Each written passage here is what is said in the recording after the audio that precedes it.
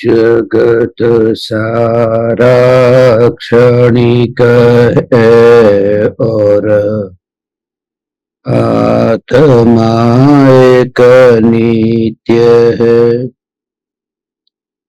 आत्मा का अनुभव बस एकमात्र नित्य है।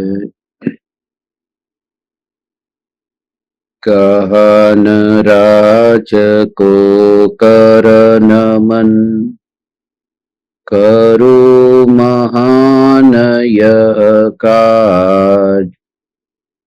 आप्त ज्ञान की प्राप्ति है, मंगलमय सुख साज। मंगलमय सुख साज।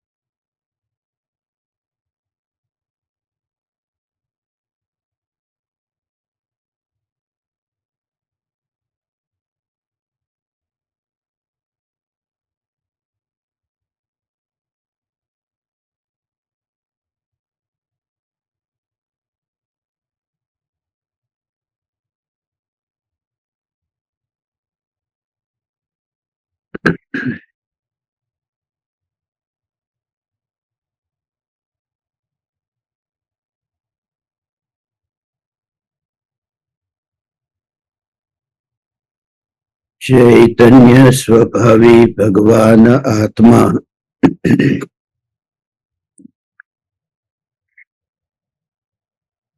स्वयं ही चैतन्य समयसार है।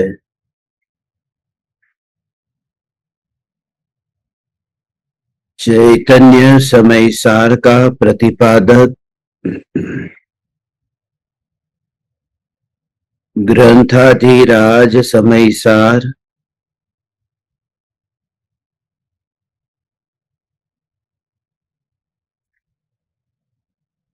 कर्म के फल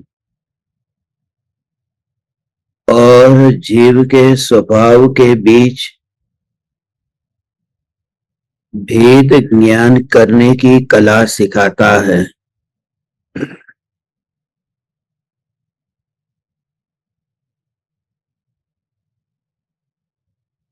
संयोग और संयोगी भावों में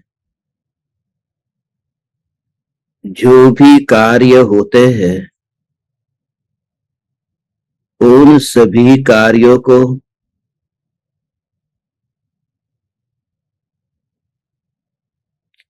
ज्ञानियों ने आत्मा के लिए कर्म के उदय का फल कहा है।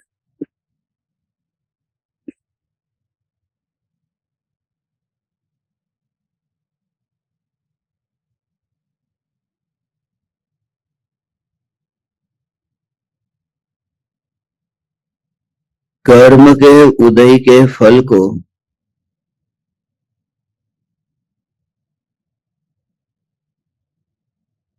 जीव का पुरुषार्थ भी नहीं मानना है और जीव का स्वभाव भी नहीं मानना है।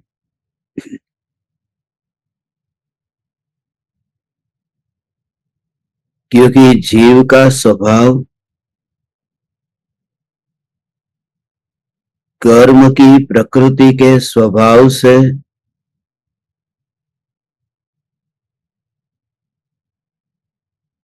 अलग ही जाति का है।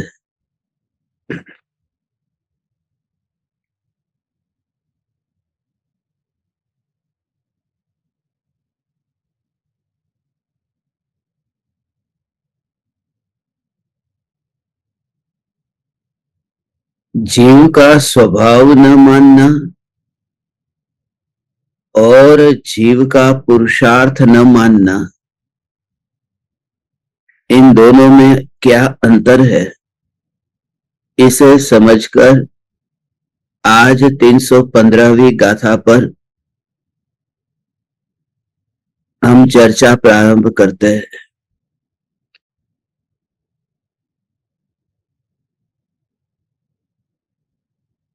किसी व्यक्ति ने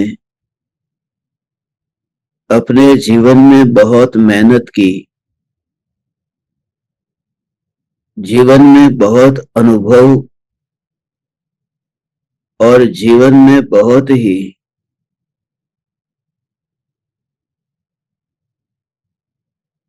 पहचान पाली, इसलिए वह व्यापारी बहुत धन कमाता है। जब कोई उसे कहे कि इतना धन कैसे कमा लेते हो, वह कहता है कि मेरे पुरुषार्थ की वजह से मैं धनपति हुआ हूं। ये पुरुषार्थ की बात हुई कि पुरुषार्थ करने से मैं धनपति हुआ हूं, माने कर्म के उदय के फल को जीव का पुरुषार्थ माना। और दूसरा कि उस धनपति से ही स्वयं की पहचान की। रात्रि में, नींद में भी और स्वप्न में भी उसकी श्रद्धा में से यह बात गई नहीं है कि मैं धनपति हूं। तो नींद के काल में भी वह अपने को धनपति मानता है, स्वप्न के काल में भी अपने को धनपति मानता है। उसने अपने स्वभाव को नहीं पहचाना होने से वह सत्य को नहीं समझ सकता। इसी रहस्य को समझाने वाली ये जो गाथा है, इस गाथा का हम पाठ करते हैं।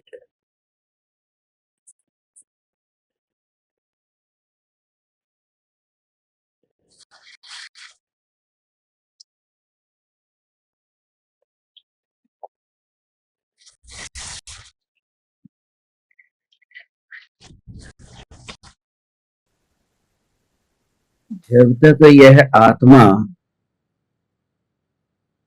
प्रकृति के निमित्त से उपजना विनशना नहीं छोड़ता, तब तक वह अज्ञानी है, मिथ्या दृष्टि है, असंयत है। जब यह आत्मा अनंत कर्मफल छोड़ता है,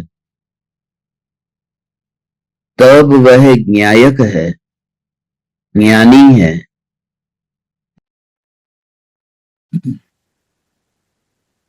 जब तक यह आत्मा प्रकृति के निमित्त से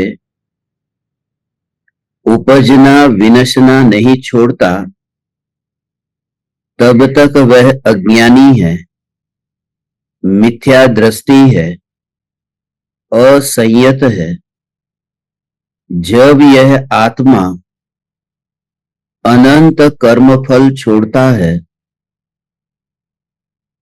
तब वह ज्ञायक है, ज्ञानी है, दर्शक है, मुनि है और विमुक्त है, अर्थात बंध से रहित है।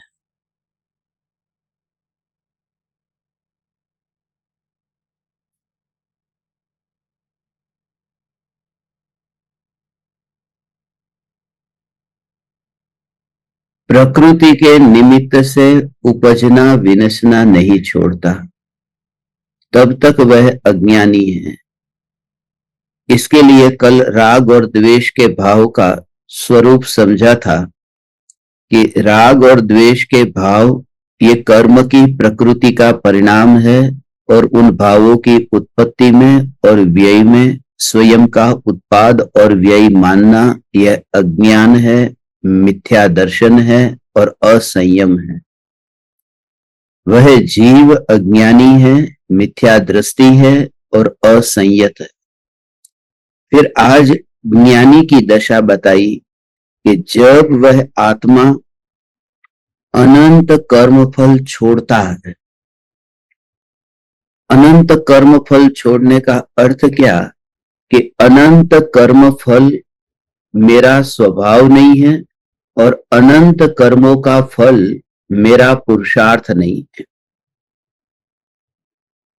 पुरुषार्थ की वजह से मुझे संयोग और संयोगी भाव नहीं होते, पुरुषार्थ की वजह से।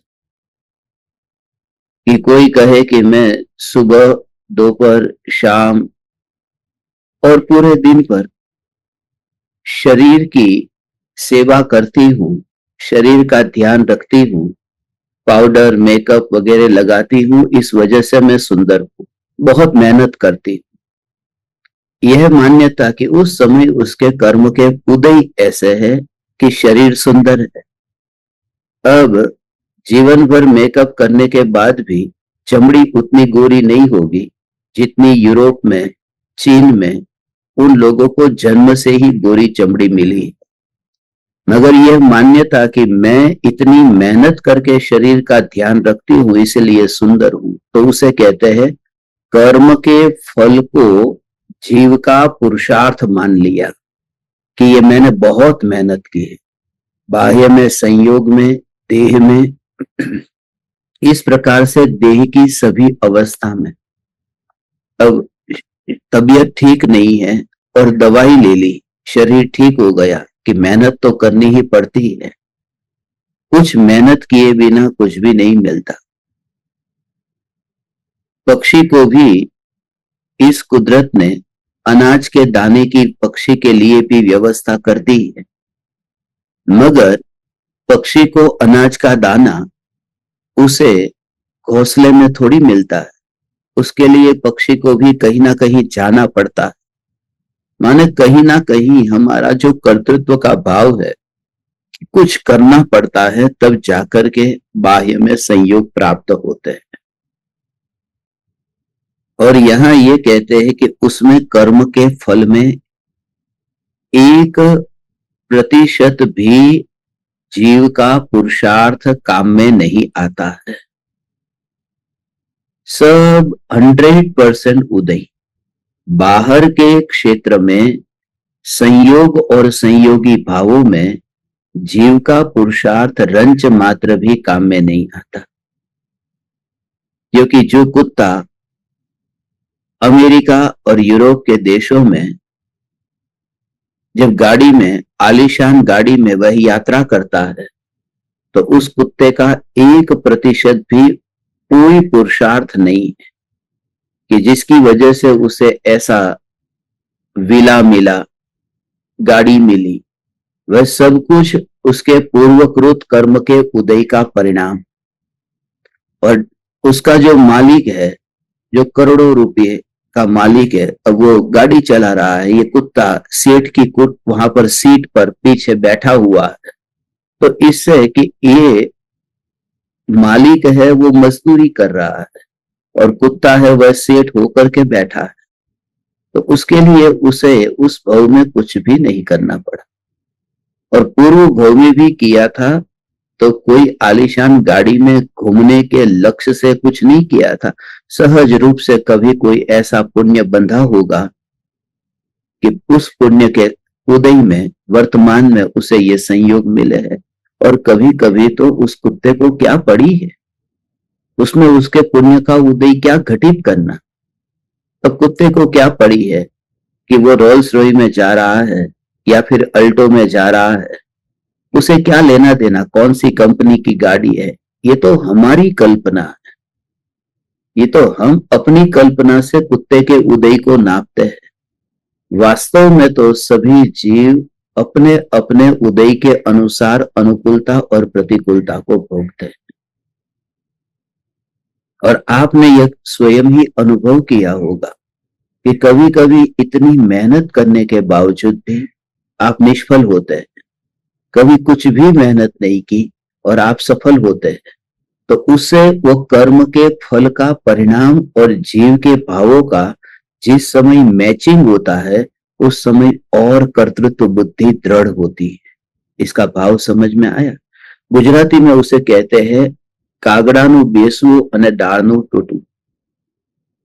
कौवा बैठता है और डाल टूटती है तो लगता है कि वो बस कौवे के बैठने से डाल टूट गई है, वह डाल जो टूटी।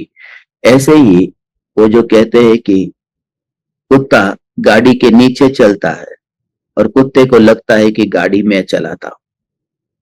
तो जब दोनों की, एक तो इच्छा और एक कर्म का फल, जब दोनों का मैचिंग होता हो, तब लगता है कि इस वजह से ही ये कार्य हो रहा, मेरी इच्छा के अनुसार, माने मैं कर रहा। अब कुत्ते की इच्छा है कि वह चले और गाड़ी भी सहज रूप से चल रही है, तो कुत्ते को लगेगा कि ये गाड़ी मैं चला रहा। आगे जाकर ऐसा हुआ कि जो गाड़ी है वह दाई दिशा में गई और कुत्ता बाई दिशा में चला गया।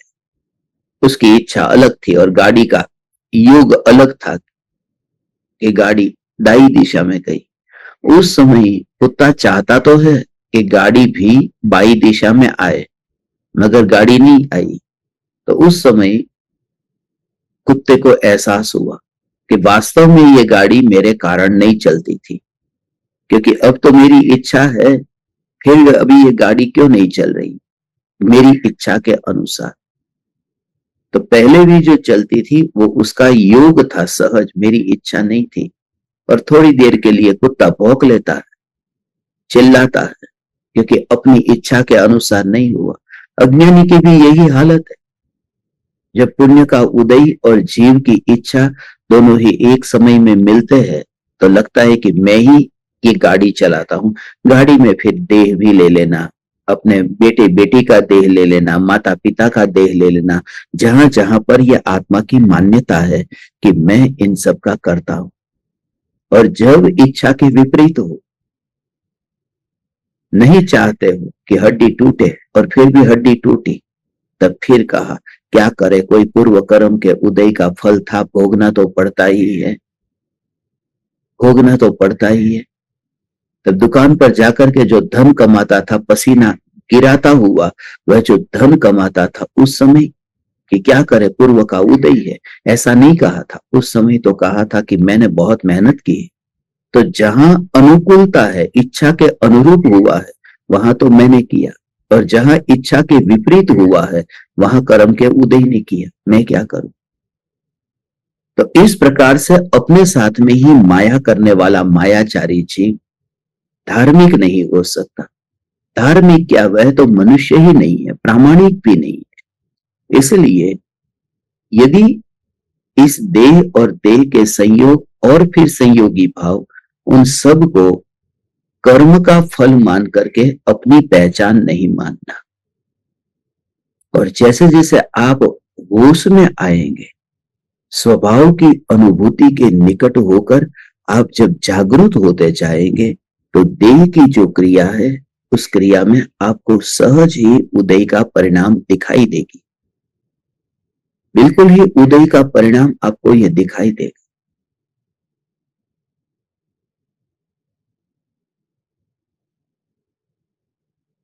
दर्पण के सामने खड़े होकर अभी देखना, अपने चेहरे को देखना। प्रकृति ने इस प्रकार का चेहरा जो दिया, ये चेहरा ऐसा क्यों दिया, उसके पीछे कारण क्या। नाक की रचना, कान की रचना, सभी की अलग अलग प्रकार की क्यों। तो ज्ञानी ये मानता है कि जो कर्म के उदय का फल है, वह मेरी पहचान नहीं है। तो उस समय वो दर्पण में चेहरे को देखता देखता देखता जब ये विचार करता है कि जानने वाला तत्व ये जो है, उसे जानने वाला तत्व कौन है, यही चैतन्य तत्व, यही मैं, यही मैं हूं। यही मैं हूं। तो शुरुआत हुई थी देह को देखने से, और जब उसका परिणाम आया तो देह है यह भी पता नहीं। तो भले ही शुरुआत में तुम्हें वह दिखाई दिया, और उस समय उसकी और लक्ष्य भी नहीं जाता, ध्यान भी नहीं जाता, तो पहले तो वहां से ही शुरुआत करना। अब भूख लगी है तो यदि बाजार में गए, तो बाजार में केले को खाना है तो केले को ढूंढोगे, मगर कहीं पर भी आज तक हमने वो अपेक्षा ही नहीं रखी थी कि केला मुझे बाजार में दिखाई देगा। हमने ये उम्मीद ही नहीं की थी। हमने तो यही लक्ष्य लेकर के गए थे कि बाजार में जब मुझे दिखेगा तो छिलका ही दिखेगा। आंखों से जब देखने जाऊंगा तो मुझे वो छिलका ही दिखेगा, क्योंकि छिलके के साथ केला है। भले अंदर केला है मगर दिखाई तो देगा ही नहीं। तो शुरुआत तो छिलके से होगी, मगर जब तुम छिलका देख करके वहां पहुंचते हो, फिर छिलका उतारते हो, अंदर से केले को खाते हो, और जब केले को पेट में अंदर चला गया और खा लिया, पेट भर गया और वह छिलका पड़ा हुआ है, उस समय फिर ये विकल्प किसको आता कि छिलका कहाँ है? वो फिर अपने आप ही विस्मृत हो जाता है। उसे कहते हैं, जब स्वयं का लक्ष्य सिद्ध हो जाता है तब संयोग से दृष्टि अपने आप हट जाती है। हे ज्ञान दीपक, इस प्रकार से इन परमाणुओं से भेद ज्ञान करने की ये कला।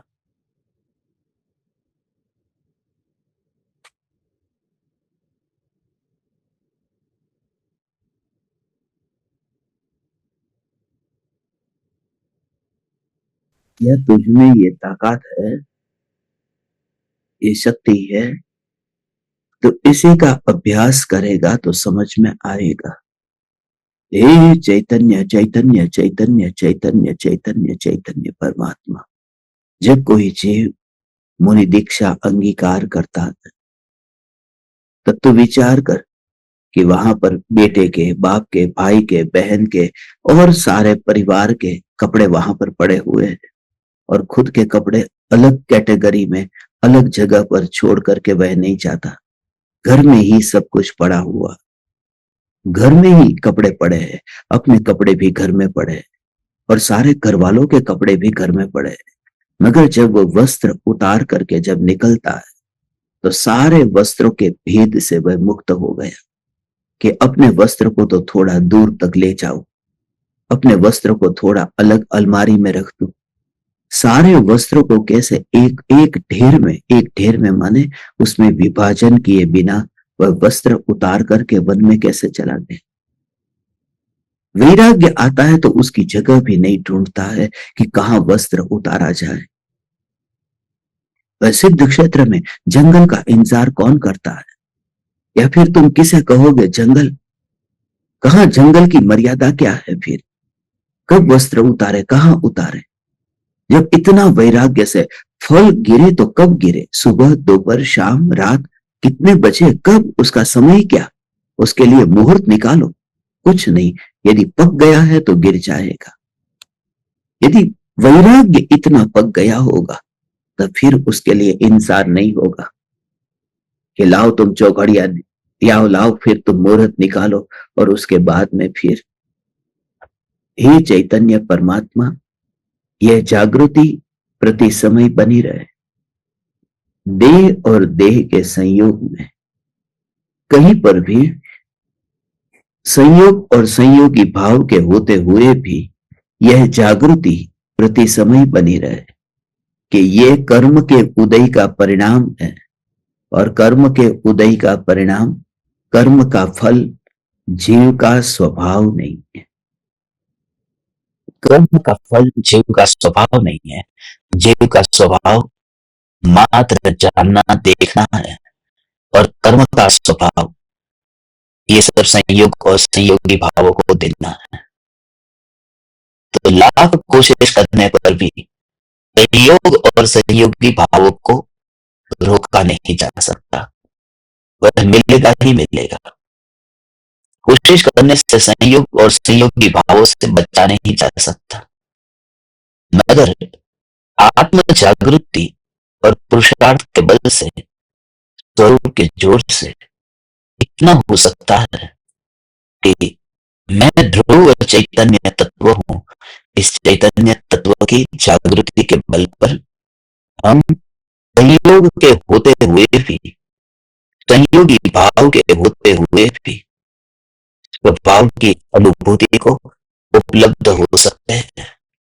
इसलिए हे चैतन्य परमात्मा, निराश हुए बिना यह जागृत, प्रति समय यह जागृत रह करके कि ये जो संयोग और संयोगी भाव है, ये संयोग और संयोगी भाव ये जीव का स्वभाव नहीं है। संयोग आते हैं और जाते हैं। जीव का स्वभाव न आता है न जाता है। फिर संयोग जो है, उन संयोगों में उतार चढ़ाव है। कभी जेब में 1 रुपया भी नहीं है, कभी करोड़ों की संपत्ति अपने को मिली हो। कैसी भी स्थिति हो, हर एक स्थिति में प्रति समय उदय और स्वभाव के बीच भेद ज्ञान यदि हो, लक्षण से भेद ज्ञान हो, यदि रागादि भाव की उत्पत्ति होती है तो वह जीव का स्वभाव नहीं है, वह विभाव है। क्योंकि उसका स्वभाव, विभाव का भी स्वभाव होता है। वह विभाव का स्वभाव आकुलता है, विभाव का स्वभाव राग द्वेष है, विभाव का स्वभाव दुख है, विभाव का स्वभाव पर का लक्ष्य है। और आत्मा का जो स्वभाव है, इस आत्मा के स्वभाव में कोई परद्रव्य, प्रभाव, उनका कोई भी संयोग वह उसके अंदर कारणभूत नहीं बनता। इसके लिए ये पहले जो हमने बात की, कर्म के फल को जीव की पहचान न मानना।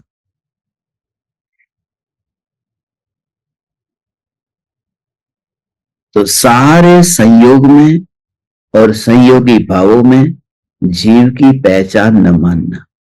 भरत चक्रवर्ती को योद्धा के रूप में न मानना, मानना, ये योद्धा के रूप में न मानना, बोलना नहीं, जानना नहीं, न मानना तो माफ है।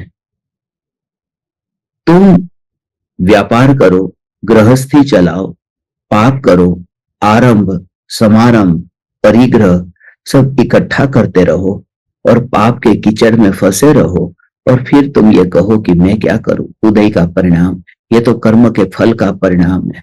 तो उसे ज्ञानियों ने शुष्क ज्ञान कहा है, उसे ज्ञानियों ने ज्ञानियों का द्रोही कहा है, उन्हें ज्ञानियों ने रूखा सूखा पंडित कहा है, उन्हें ज्ञानियों ने एकांतवादी कहा है, उन्हें ज्ञानियों ने निश्चयाभासी कहा है। इस प्रकार से अनेक तरह से ज्ञानियों ने उसका ऐसा स्वरूप बताया कि हर एक समय यह जागृति के उदय के परिणाम को खाली अपनी स्वच्छंदता का पोषण करने के लिए, अपने विषय कषायों का पोषण करने के लिए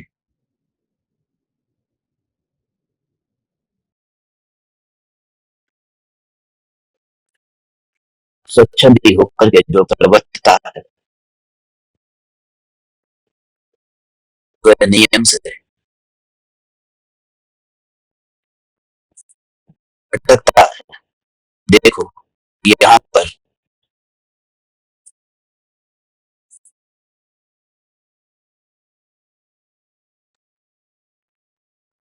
जब यह आत्मा अनंत कर्म फल छोड़ता है, तब दोनों को एक साथ में कर्म के फल को छोड़ता है, तब वह न्यायक है। न्यायक है माने उसने अपनी पहचान बदल दी। पहली बात तो ये पहचान बदल दी। वह एक न्यायक है, ज्ञानी है और दर्शक है। ज्ञान गुण की मुख्यता से ज्ञानी कहा। यहां दर्शन गुण की मुख्यता से दर्शक कहा और फिर आगे मुनि की मुख्यता से, फिर आगे संयम की मुख्यता से मुनि कहा और फिर विमुक्त कहा। ये क्रम है। पहले तो मैं भगवान आत्मा हूं, आत्मा हूं ऐसी श्रद्धा हुई तो अपने आप ज्ञानी और दर्शक हुआ, माने ज्ञान दर्शन। ये 5 शब्द है, वो 5 शब्द का क्रम याद रखना।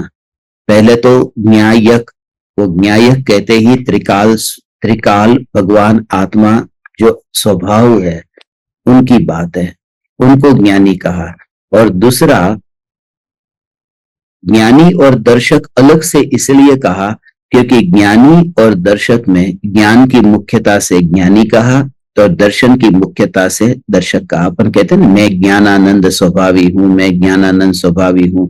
और ये ज्ञान दर्शन भगवान आत्मा का स्वभाव है, जो ज्ञाता दृष्टा रहता है, ज्ञाता दृष्टा रहता है, वही ज्ञानी है, वही सम्यक दृष्टि है। तो उसके लिए ज्ञानी और दर्शक। और फिर आगे परिणाम में यदि निर्मलता होती है तो वो निर्मल परिणामों की अपेक्षा से फिर वह छठे सातवें गुणस्थान वर्ती फिर होता है तो मुनि होता है। और मुनि होने के बाद में वह विमुक्त होता है, अर्थात सिद्ध होता है। तो इसमें त्रिकाल स्वभाव के आश्रय, त्रिकाल स्वभाव का श्रद्धा नहीं, न्यायक में खाली वो त्रिकाल स्वभाव नहीं लेना, उसकी श्रद्धा भी लेना है, उसका यथार्थ श्रद्धा उसे प्रकट हुई ऐसा श्रद्धा नहीं है। और फिर ज्ञानी और दर्शक है। फिर आगे छठे सातवें गुणस्थान में जाकर फिर वह मुनि है और फिर आगे के गुणस्थान में फिर वह मुक्त है, सिद्ध है। इस प्रकार से ये 5 विशेषण से ज्ञानी का स्वरूप बताया है कि ज्ञानी कर्म फल को कैसे छोड़ता है। अब मुझे कर्म का फल नहीं भोगना तो कर्म फल को मैं कैसे छोड़ूं? कर्म फल को छोड़ा नहीं जा सकता। यहां का जो अर्थ है ना, कर्म फल को छोड़ा नहीं जा सकता, ये नियम है। यदि कर्म के फल को छोड़ा जा सकता होता तो तीर्थंकर परमात्मा जो कर्म का फल मिल रहा है, समूह शरण की रचना हो रही है, उस कर्म के फल को क्यों नहीं छोड़ देते? और मुनि हुए थे जिस दिन, उस दिन तो अपरिग्रही होकर के मोक्ष में जाने के लिए ही मुनि हुए थे ने। समूह शरण पाने के लिए मुनि कहां हुए थे? तो फिर ये समूह शरण जब मिलता है तो उसे छोड़ क्यों नहीं देते? क्योंकि वो कर्म के फल को छोड़ ही नहीं सकते। कोई भी जीव कर्म के फल को नहीं छोड़ सकता, कर्म के फल को छोड़ नहीं सकता, वो कर्म का फल मिलेगा। यदि कर्म के फल को नहीं छोड़ सकते तो फिर घर को छोड़ करके क्यों आ गए? वह भी तो कर्म का फल था जब मुनि हुए थे। तब जब मुनि हुए थे तब वस्त्र को छोड़ करके क्यों आए? वह भी तो कर्म का फल था। यदि तुम समूह शरण को नहीं छोड़ सकते तो फिर राजमहल को क्यों छोड़ा था? तो राजमहल को उन्होंने छोड़ा नहीं था। राजमहल को भोगने का जो विकल्प था, राजमहल के साथ में जो तन्मयता और राग पड़ा हुआ था वह छूट गया था, इसलिए राजमहल छूट गया था। छोड़ा तो था ही नहीं। तो फिर अब राग छूट गया तो फिर समूह शरण भी क्यों नहीं छूटता? तो उससे भी ये समझ में आता है कि राग के छूटने की वजह से वो राजमहल नहीं छूटा था। राग छूटा था वह आत्मा का परिणाम, आत्मा की बाउंड्री में ही घटित होता है।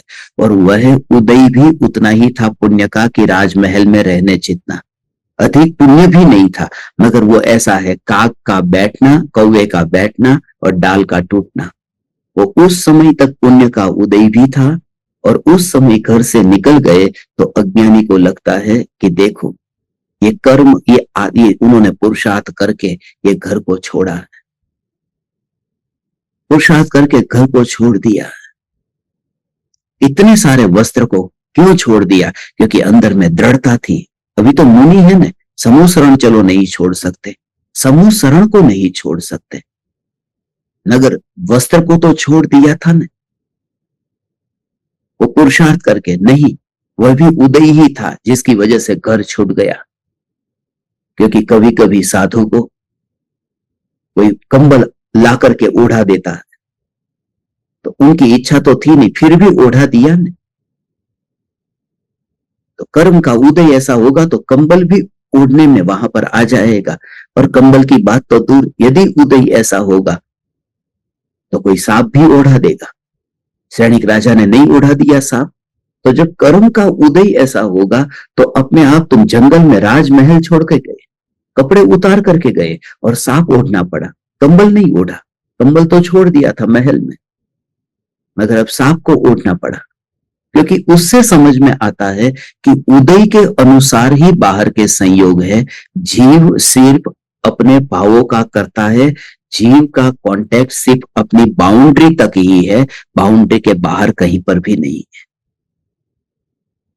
अपनी बाउंड्री के बाहर जीव जा ही नहीं सकता, उसकी मर्यादा यहां तक है, अपने भावों तक। अब उसके लिए कहते हैं वो जो भाव हुए हैं उन भावों में भी उनका कर्तृत्व नहीं है। कि तुम मान ले कि ये भाव मैं नहीं हूं, तो चौथे गुणस्थान में ही मान लिया था, मगर अभी राग क्यों नहीं छूटता?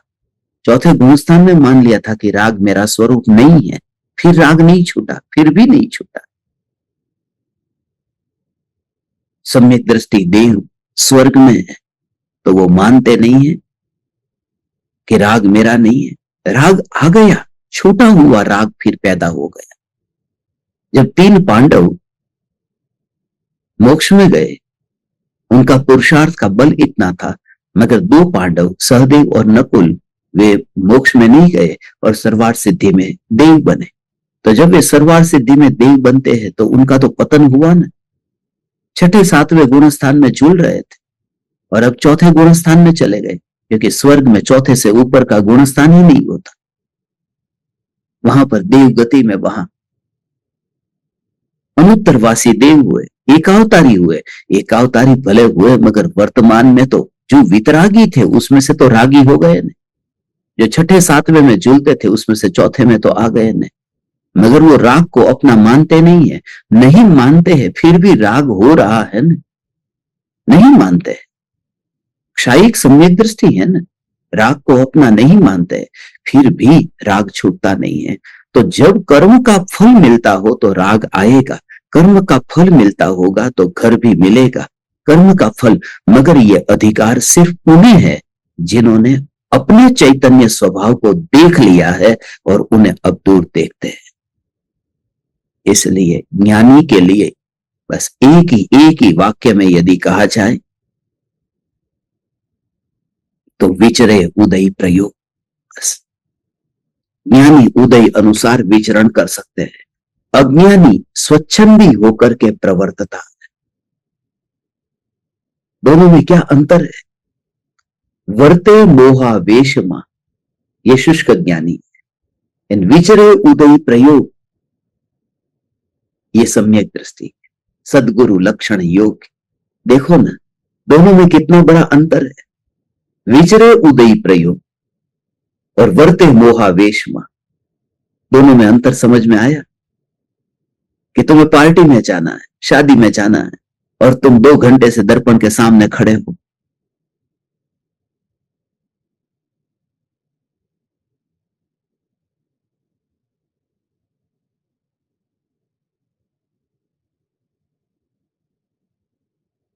तैयार हो रहे और किसी ने पूछा क्यों ये सब तैयार होने की जरूरत क्या है? कि क्या करें, व्यवहार में रहते हैं इसलिए ये सब करना ही पड़ता है। इच्छा बिल्कुल नहीं, मगर घर गृहस्थी लेकर बैठे हैं इसके लिए ये सब करना पड़ता है। यदि बिल्कुल ऐसे ही चले जाएंगे तो समाज में रहते हैं, इसके लिए ये सब करना पड़ता है। बस ये जो कहा, यदि अज्ञानी ये कहता है तो वह मोहावेश में बोल रहा है, क्योंकि वो व्यवहार के नाम पर अपनी मोहासक्ति को पूरा कर रहा है। व्यवहार के नाम पर, नाम व्यवहार का ले रहा है। क्या हर समय उसकी मान्यता में नहीं है कि ये मैं सुंदर दिख रही हूं? मैं हूं ये मैं हूं ये मैं हूं ये मान्यता में हो, विचारों में नहीं। कल मैंने ज्ञान दीपकों के विचार पूछे कि आप ज्ञान दीपकों को विचार प्रारंभ हुए कि नहीं। सभी ज्ञान दीपकों के इतने जोरदार विचार प्रारंभ हुए। ध्रुव के विचार, ध्रुव का चिंतन बार बार वही विचारों में आता है। मैं आनंदित हुआ हूं उससे कि तुम्हारे अंतर में एक चिंगारी जली तो है, अब शुरुआत तो हुई है, मगर वो श्रद्धा के लेवल तक जब पहुंचे तब, और श्रद्धा के लेवल तक तब तक नहीं पहुंचता जब तक अनुभव नहीं होता। विचारों से मैं दृढ़ होता जा रहा हूं, अग्नि गर्म है, अग्नि गर्म है, अग्नि गर्म है, मगर जब तक मैं छूता नहीं तब तक मैं श्रद्धानी नहीं हो सकता कि अग्नि गर्म है। अनुभव के बिना अग्नि गर्म है ये श्रद्धा हो ही नहीं सकती।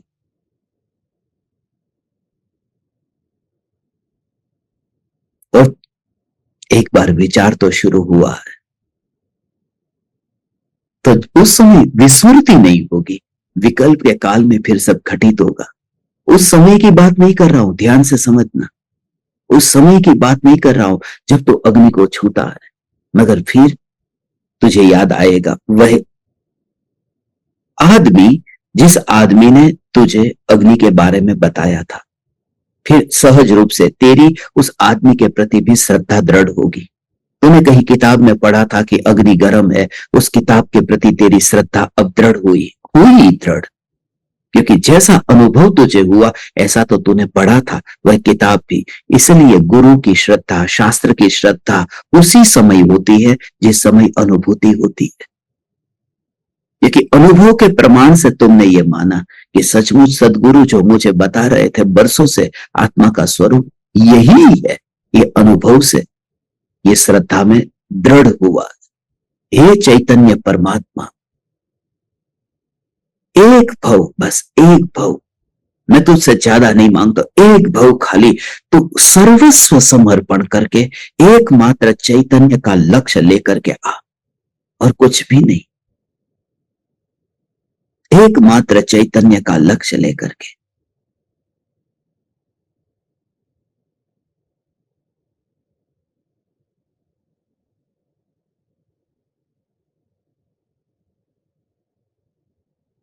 एक महाराज साहब के बारे में मेरी 2-3 दिन पहले किससे बात चल रही थी। वो महाराज साहब बहुत लब्धिधारी है, ऐसा दुनिया मानती है, बहुत शक्ति वाले हैं, तो करोड़पति, रोडपति, सब लोग अपना प्रॉब्लम लेकर के उनके पास जाते हैं, उनके पास जाते हैं कि हमारा ये प्रॉब्लम है कुछ, तो फिर वो कहते हैं प्रॉब्लम सॉल्व हो जाएगा, चिंता मत करो, ये जो भी उनके हिसाब से तर्क, बुद्धि, युक्ति, जिसे ज्योतिष कह देते हैं, ऐसे ही ये नहीं करना, ये करना, ये नहीं करना, मगर फिर उससे वो फिर पैसे भी लेते हैं। उस पैसे से फिर वो अच्छे काम में उपयोग करते हैं, जीव दया में उपयोग करते हैं, पांजरा पुल खोलते हैं, गौशाला खोलते हैं, कुछ अच्छे काम में ही उपयोग करते, खुद के लिए कुछ नहीं करते। तो वो जो इतना पैसा इकट्ठा करते, तो उनकी बात चल रही थी, तो उनको पूछा कि इतना पैसा आप इकट्ठा क्यों कर रहे हो। उन्होंने कहा मेरी शक्ति की वजह से इतने लोग कमा रहे हैं, तो जब कमाते हैं तो उनको टैक्स तो देना पड़ेगा, टैक्स देना पड़ेगा, इसके लिए उन्हें कुछ तो देना पड़ेगा ना आश्रम में। जब मेरे आशीर्वाद लेने आते हैं और वो कमाते भी है, तो फिर उसका टैक्स क्यों न चुकाए। तो मेरे पास में सब प्रकार के लोग आते हैं, आत्मा को पाने वाले भी आते हैं, और मेरे पास में लब्धि की वजह से, शक्ति की वजह से भी लोग आते हैं, और ज्यादातर लोग, तो मैं प्रामाणिकता से कहता हूं, ज्यादातर लोग तो शक्ति की वजह से ही आते हैं, लब्धि की वजह से आते हैं। ये दो प्रकार के लोग आते हैं, मगर उससे मुझे ये विचार आया कि मेरा ज्ञान दीपक, एक भी ज्ञान दीपक शक्ति और लब्धि की वजह से आए ही नहीं। क्योंकि हमको मिलने के बाद में लोगों का धंधा कहां चलता है, दुकान बंद हो जाती है। मैं तो कहता हूं दुकान बंद करके सत्संग सुनने बैठ जाओ, तो चलती दुकान भी बंद हो जाती। टैक्स क्या देगा? गवर्नमेंट का टैक्स देने के लिए। अभी देखा ना अमेरिका में H1B वीजा वाले को और ट्रंप ने $1 लाख का टैक्स कर दिया। $1 लाख, एक साल में $1 लाख का टैक्स। तब समझो वो 85 लाख 90 लाख का एक साल में वो कहां से टैक्स देगा? उस टैक्स देने के लिए भी उसे बैंक में से लोन लेनी पड़ेगी कि मुझे सरकार को टैक्स चुकाना है, क्योंकि उस वीजा के बल पर मैं यहां पर रहता हूं।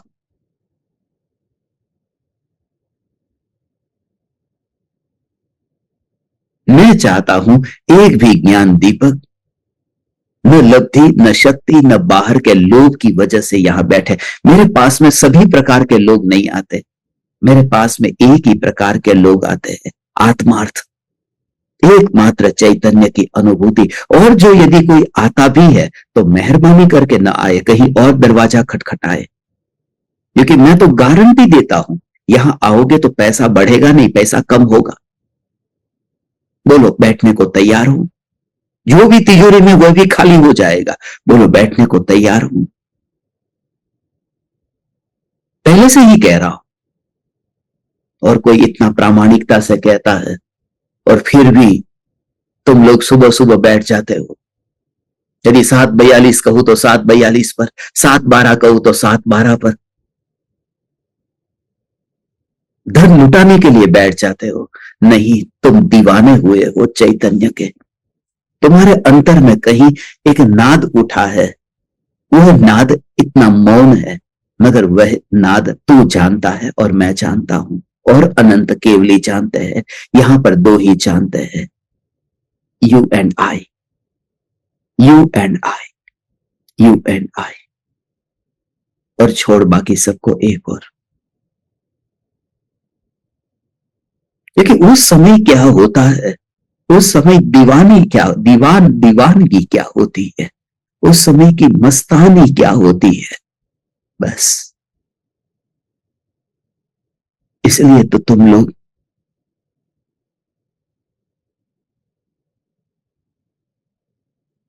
ये दीवाने होकर के, कोई पत्नी के साथ में विवाद करके, कोई पति के साथ भी झगड़ा करके भी, कैसे भी करके मुझे जाना है, उमराला जाना है तो जाना ही है। सर्वस्व समर्पण का मतलब, क्योंकि उनकी दशा क्या है, उनकी दीवानगी क्या है।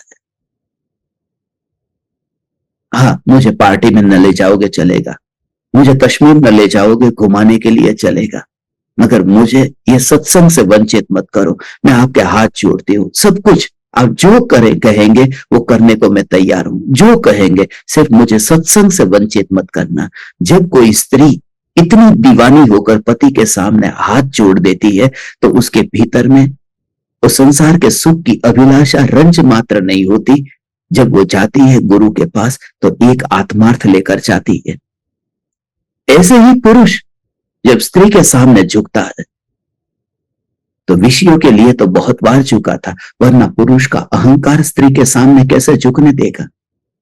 मगर वह यह जान चुका है कि जिंदगी अल्प है, और अल्प जिंदगी में यदि ये पत्नी के जाल में यदि मैं फंसा रहा तो जीवन मेरा व्यर्थ में ही गवा दूंगा। इसके लिए हाथ जोड़ देता है, मुझे क्षमा करना, मुझे जाना है। ये अंतर का जो जोर है, चैतन्य का जो जोर है, वह तुम्हें यहां तक लेकर आया है। और यही यहां पर आए बिना बस समय बीत जाता है और पछतावा अंत में होता है। तब वापिस लौटने के लिए कोई उपाय नहीं है। सही है, सही है, वापिस, क्योंकि काल कभी पीछे नहीं जाता। नदी का पानी आगे चला गया है, अब उसे वापिस नहीं लाया जा सकता। इसलिए अधिकतर लोग जो मरने की घड़ी पे तड़पते हैं, उनके तड़पने का कारण मौत नहीं है, तड़पने का कारण पीछे बीता हुआ कल है, जो गवाया हुआ मौका है। एक ही आत्मार्थ। मैं इतना धर्म करता हूं, जब मैं शरीर का इतना ध्यान रखता था तब तो मैं बीमार नहीं होता था। अब मैंने शरीर का ध्यान रखना बंद कर दिया, देखो बीमार पे बीमार होता जा रहा हूं। परम कृपालु देव ने शरीर का ध्यान नहीं रखा, दवाई नहीं ली। कोई चदर उठाता है तो भी चदर उतार देते हैं। गिर जाती है चादर तो भी भान नहीं रहता है। थोड़ा ध्यान रख लेते, मच्छर कम काटते, थोड़े कम बीमार होते। कृपालु देव, आपने ये क्या कर दिया? ये सब अज्ञानी की मन की चाल है, ये सब उसकी मोह की चाल है। अज्ञानी समझता ही नहीं है कि ज्ञानी की वो जो दशा ऐसी आती है, उस दशा पर पहुंचा हुआ ज्ञानी कितना विरक्त होता है। उस दशा पर हो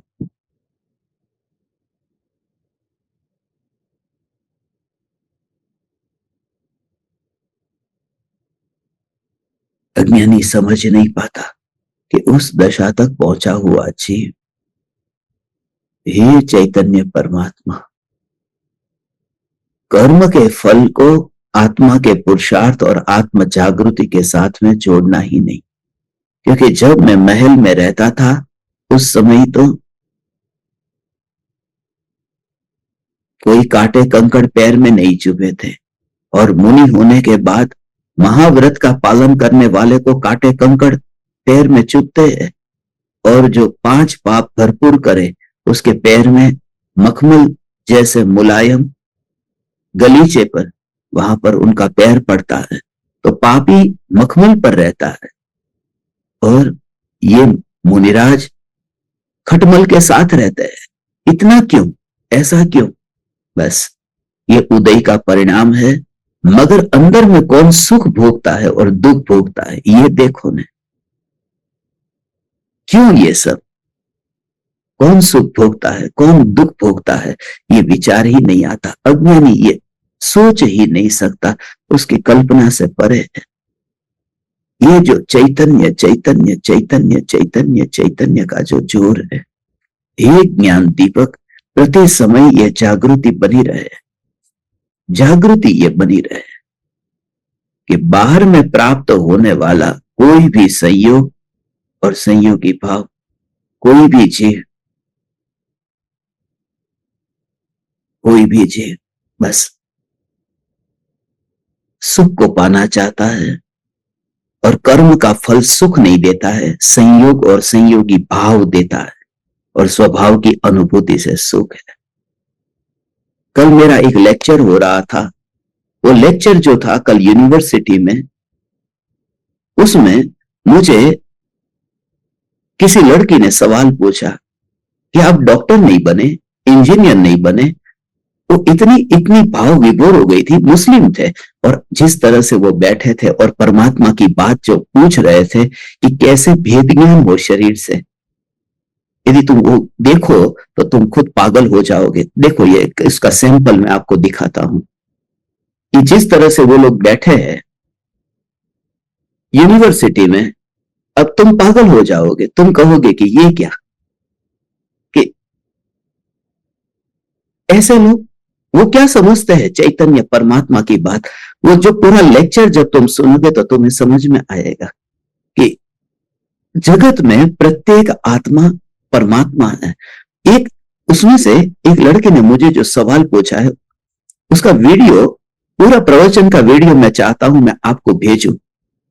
मैं तो देखा भी नहीं है, मैंने इतनी इतनी लड़कियां थी, उनमें से पूरी यूनिवर्सिटी में मैंने एक भी लड़की का चेहरा नहीं देखा, एक भी लड़की का नहीं। इस देश में आने के बाद में एक भी लड़की का चेहरा नहीं देखा, एक औरत का चेहरा नहीं देखा इस देश के अंदर।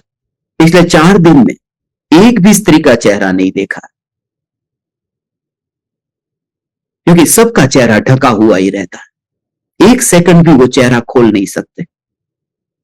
मगर कल उन्होंने मुझे जो प्रश्न पूछा, वो जो प्रश्न, और मैं किसी को पहचानता नहीं था, मैं तो सचमुच वहां के जो ओ माय गॉड, ऐसा ऐसा कहां कहां से जीव आते हैं, कैसी कैसी चैतन्य की पुकार।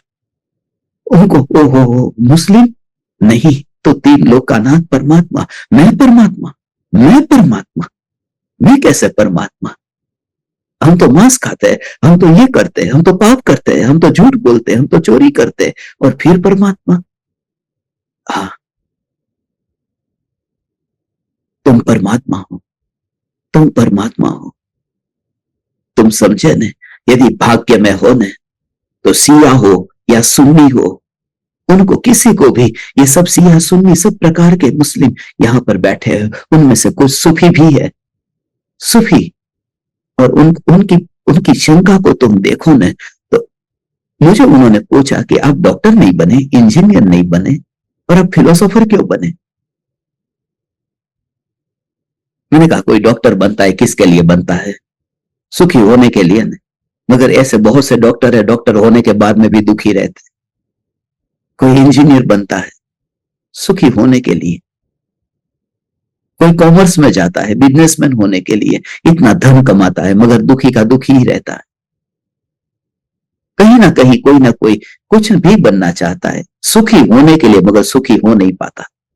मैं फिलोसोफर इसलिए बना क्योंकि मैं हर एक घटना को पॉजिटिवली ले लेता हूं, इसके लिए मुझे दुख नहीं होता, मैं सुख को भोगता हूं।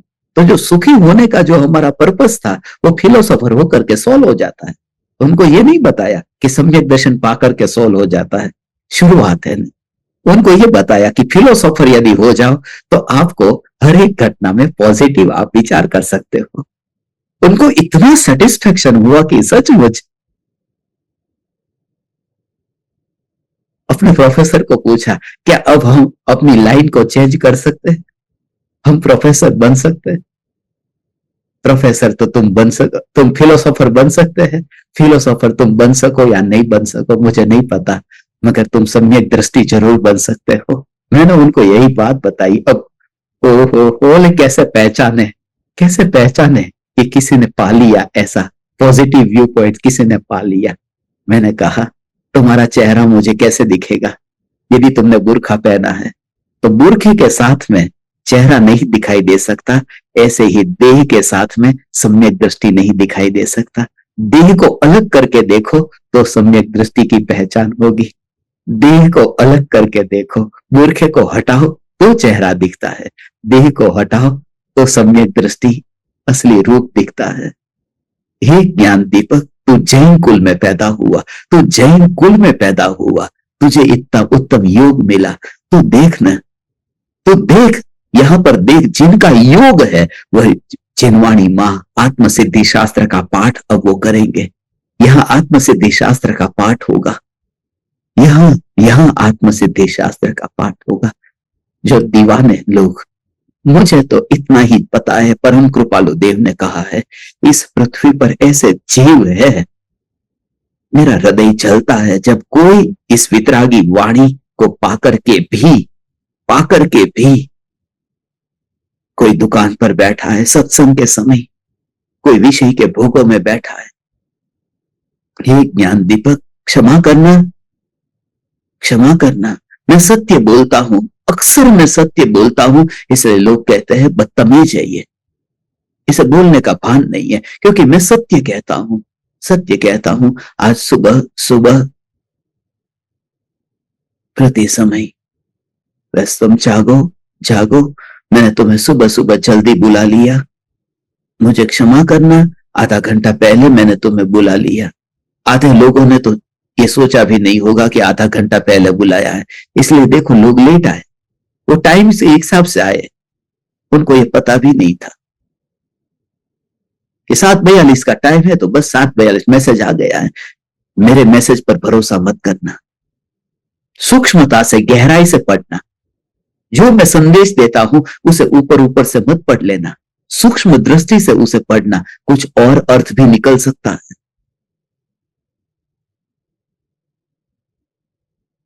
वो 4 के बदले में 1 भी हो सकता है। जब मैं चौथे गुणस्थान के बदले में पहले गुणस्थान की बात भी हो सकती है। इसके लिए तो 4 को 1 और 1 को 4 समझने में बहुत सावधान रहना। बस मैं आप परमात्माओं को अनंत अनंत प्रणाम करता हूं कि आपको अभी सुबह सुबह जल्दी आपको बुलाया। अब कैसे भी करके मुझे अभी निकलना होगा, भागना होगा, दौड़ना होगा फ्लाइट पकड़ने के लिए। आज का सत्संग हमारा न छूटे उसके लिए, क्योंकि कितने बजे फिर मौका मिलता मुझे नहीं पता, कितना टाइम एयरपोर्ट पे बैठना होगा, कितना टाइम बाहर जाना होगा, कहां पर कितना समय, कितनी फ्लाइट चेंज करनी पड़ेगी, कुछ भी नहीं पता। I don't know anything.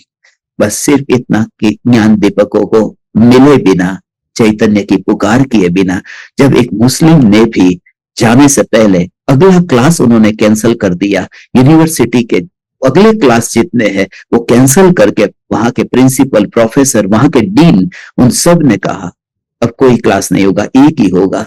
ये फिलोसोफर जो इंडिया से आए हैं वो जो फिलोसॉफी, और उन्होंने तो यहां तक कहा कल आप फिर से दोबारा आओ। कल रविवार था, मगर यहाँ पर रविवार को यूनिवर्सिटी खुली रहती है, शुक्रवार को यहाँ पर हॉलीडे होता है।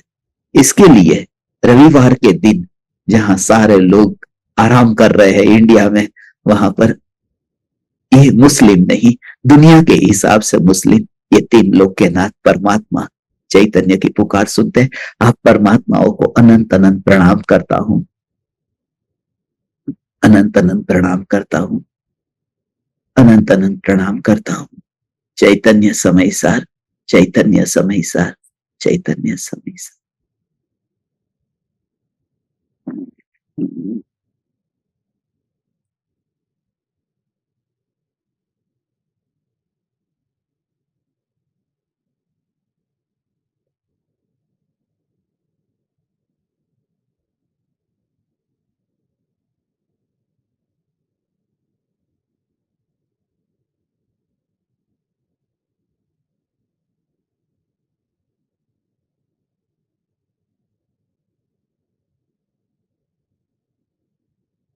अहो अहो श्री सद्गुरु करुणा सिंधु अपार,